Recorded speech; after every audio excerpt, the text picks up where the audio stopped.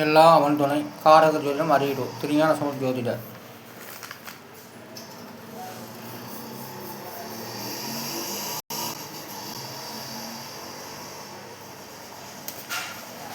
விபூதி குங்குமம் வைக்கின்றேன்.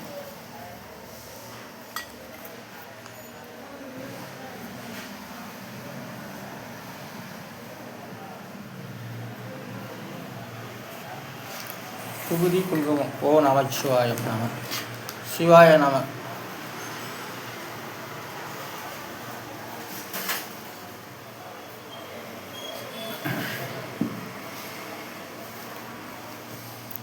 எல்லாம் அவன் துணை. சர்வசக்திக்கு வணக்கம். எல்லாம் கடவுள் துணைதான். நாம் எந்த துணையை கும்பிட்டாலும் சொல்லி கொண்டு இருந்தாலும் அந்த எல்லாம் கடவுள் துணைதான். சர்வசக்தியே துணை. ஓ நமச்சிவாயம். ஓம் சிவாய நம. காரக ஜோதிடம் அரியலூர் திருஞான சம்பந்த ஜோதிடர். இந்த எண்களிடம் வார்த்தை அடிப்படையில் சொல்லி கொண்டு வருகின்றேன். தமிழுக்கு இது புதுமை தான். நான் சுயமாக உருவாக்கப்பட்டது. இந்த எண்கிணத்தை நான் என்னுடைய காரக ஜோதிடம் அரியலூர் சேனல் மூலமாக நான் பேசப்பட்டு வருகின்றேன். இது தனிப்பட்ட முறை நான் உருவாக்கப்பட்டது. ஆனால் ஜாதக பலன் என்பது ஒவ்வொரு வார்த்தை அடிப்படையில் தான் சொல்லப்பட்டு வருகிறது. அதைத்தான் விரிவுபடுத்தி யோக பலன்களை யோக பாவ பலன்களை சொல்லப்பட்டு வருகிறது. அதாவது படி என்ற வார்த்தைக்கு 2 எழுத்து. அந்த 2 எழுத்துக்குரிய 9 6 இலாம் கூட்டாக 15. அதோடைய விதி என்பது 6. படி என்றால் குணம். படிக்கு படி என்ற ஒரு வார்த்தைக்கு விதியின் 6ஆம் இடம். அடுத்ததாக ஆவா என்ற வார்த்தைக்கு 2 எழுத்து. அந்த 2 எழுத்துக்குரிய இதம் 8 3 இலா கூட்டாக்க 11. அதோடைய விதி என்பது 2. அப்போ ஆவா என்ற வார்த்தைக்கு விதியின் 2. அப்போ ஆவா என்றால் ஐயோ என்று அர்த்தமாகிறது. பொடி என்றால் விபூதி திருநீர் என்று அர்த்தமாகிறது. பொடி என்றால் விபூதி திருநீர் நீர் என்ற அர்த்தம். அப்போ பொடிக்கு 2 எழுத்து. அந்த 2 எழுத்துக்குரிய எண்ணிடம் 2 6 இலா கூட்டாக 8. அப்போது பொடி என்ற ஒரு வார்த்தை 8ஆம் இடத்துக்கு வருகிறது. அடுத்தது அழுக்குக்கு 4 எழுத்து. அந்த 4 எழுத்துக்குரிய எண்ணிடம் 1 8 7 3 இலா கூட்டினாக்க 19. 1 8 7 3 இலா கூட்டாக 19. அதோடைய விதி என்பது 1. அப்போ அழுக்கு என்பது மலம் என்பது அழுக்கு தான். ஆனால் அழுக்கு என்ற வார்த்தைக்கு 1ஆம் இடம். பாவக்கிரக லக்கணத்தில் அமர்ந்து விட்டால் அது அழுக்கு. அந்த லக்கணாதிபதியே மறைவிட சாந்தி இருந்தால் அழுக்கு கிரகம் தான் வேலை செய்யும். அதனால் ஜாதக பலன்போது ஒரு வார்த்தை அடிப்படையிலே ஆண்டவர்கள் ஜோதிட பலனாக சொல்லப்பட்டு உள்ளார்கள். ஆனால் அடுத்த பொருளுக்கு 3 எழுத்து. அந்த 3 எழுத்துக்குரிய எண்ணிடம் 2 5 4 எல்லாம் கூட்டாக்க 11. அதோடைய விதி என்பது 2. அப்போ பொருள் என்றால் அருட்செல்வம் பொருட்செல்வம் என்று சொல்கிறோம். அதுதான். அதனால் பொருள் என்றால் அருட்செல்வம். அடுத்தது விதி என்ற எழுத்துக்கு 2 எழுத்து. அந்த 2 எழுத்துக்குரிய எண்களிலும் 6 8 எல்லாம் கூட்டாக 14. அதோடைய விதி என்பது 5. அப்போ விதி என்ற ஒரு வார்த்தைக்கு 5ஆம் இடம். 5ஆம் இடத்தில் சென்று தான் நாம் எல்லாமே கற்றுக்கொண்டு வருகிறோம். நம்ம மூளையை நினைக்க கிடையாது. நம்மளுடைய சாணத்தை தான் நினைக்கின்றோம். மூளையை நினைக்கும் போது அந்த 5ஆம் இடத்துல தான் போய் நினைக்கிறது. அதனால் விதி என்ற ஒரு வார்த்தை 5ஆம் இடம். அடுத்தது ஆழிக்கு 2 எழுத்து. அந்த 2 எழுத்துக்குரிய எண்ணிடம் 8 7 இலாம் கூட்டாக 15. அதோடைய விதி என்பது 6. அப்போ ஆழி என்ற ஒரு வார்த்தைக்கு விதியின் 6. ஆழி என்ற கடல். அடுத்தது அம்பரம் என்ற ஒரு வார்த்தைக்கு 5 எழுத்து.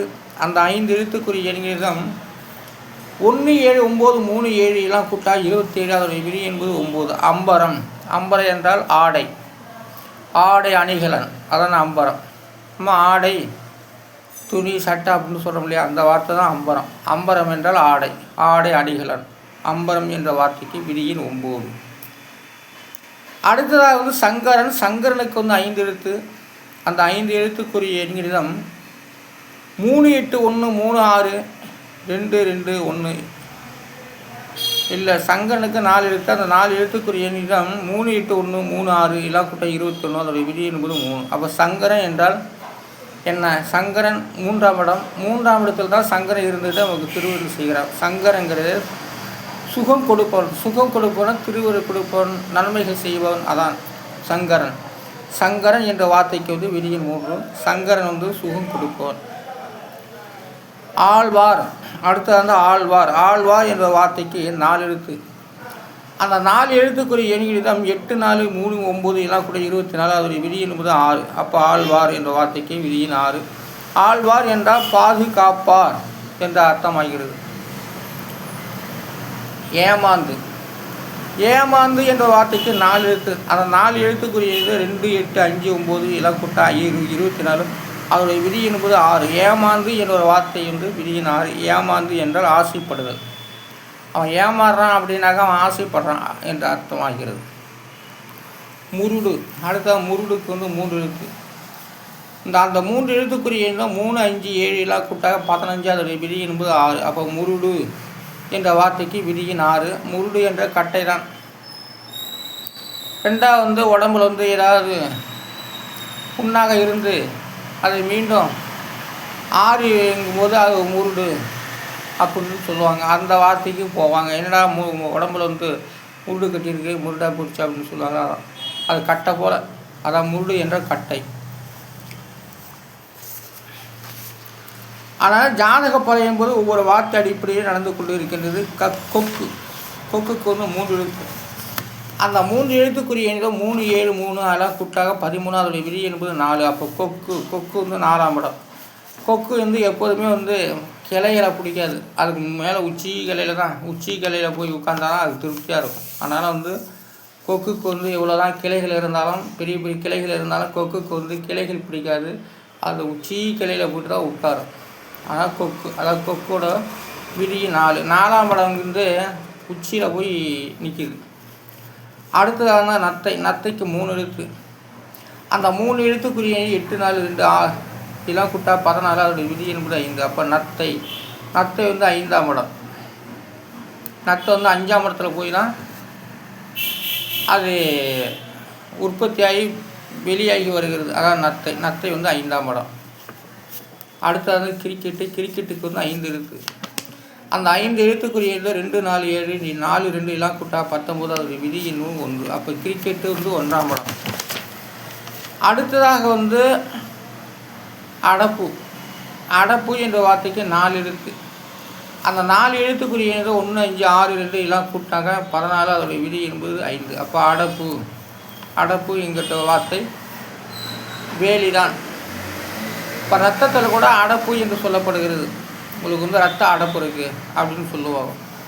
அந்தாண்ட ஆடு மாடு வராதுக்கு அடப்படைக்கிறோம். இந்த ஆண்டை வந்து சாப்பிடும்போது எல்லாமே சரியாக சாப்பிட்டு இருந்தாங்க, ரத்த அடப்பு இருக்காது. அதான் 5ஆம் இடம். அதனால் வந்து அடப்பு என்ற வார்த்தை நிறையா வார்த்தைகள் இருக்குது. இருந்தாலும் அடப்பு என்ற வார்த்தைக்கு விதியின் 5ஆம் இடம். வளமுடன் என்ற ஒரு வார்த்தைக்கு 5 எழுத்து. அந்த 5 எழுத்துக்குரிய 5 7 3 5 6 எல்லாம் கூட்ட 26. அதோடைய விதி என்கிறது 8. வளமுடன் என்ற வார்த்தை 8ஆம் இடம். 8ஆம் இடம் தான் வளமுடன் என்ற வார்த்தையை குறிக்கின்றது. அடுத்ததாக வந்து மற்றொரு என்ற ஒரு வார்த்தைக்கு 4 எழுத்து. அந்த 4 எழுத்துக்குரிய 1 5 1 5 எல்லாம் கூட்டாக 12. அதோடைய விதி என்பது 3. மற்றொரு அது சொல்கிறாரா, அதான் மற்றொரு இன்னொரு பொருள் அடி என்று சொல்லப்படுகிற வார்த்தைகள்.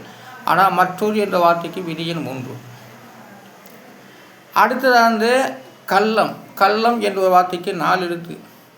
அந்த 4 எழுத்துக்குரிய எண்களிடம் 1 4 7 7 எல்லாம் கூட்டாக 19. அதோடைய விதி என்பது 1. அப்போ கள்ளம், கள்ளம் என்ற வார்த்தைக்கு விதியின் 1ஆம் இடம். லக்கணத்தில் பாவக்கரங்கள் அந்த லக்கணாதிபதி வந்து லாபஸ்தானத்தில் இருந்து விட்டாலும் கள்ளம் கவனமாக இருப்பார்கள்.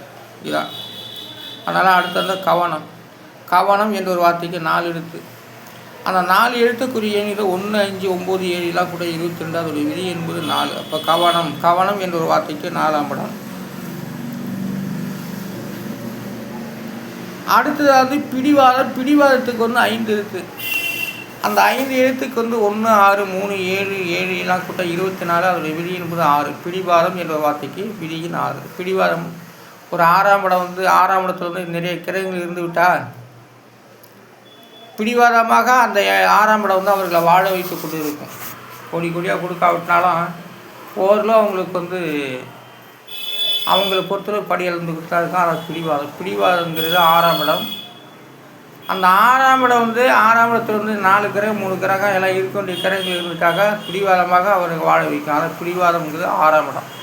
6ஆம் இடத்துல கொடுத்தா பிடிவாதம். சில பிடிவாதக்காரங்களும் இருக்காங்க, கொடுத்தாலாம் போவாங்க, அப்படிலாம் இருக்குது. ஆனால் பிடிவாதம் என்ற வார்த்தைக்கு விதியின் 6. அடுத்தது பிரதிவாதம்.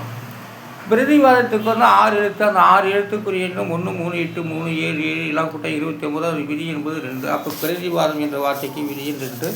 ஆனாலும் ஜாதக பலன்கிறது 12 சாணத்துக்கும் 9 கிரகத்துக்கும் 20 நட்சத்திரத்துக்கும் நான் சொல்லி கொண்டு வருகின்றேன்.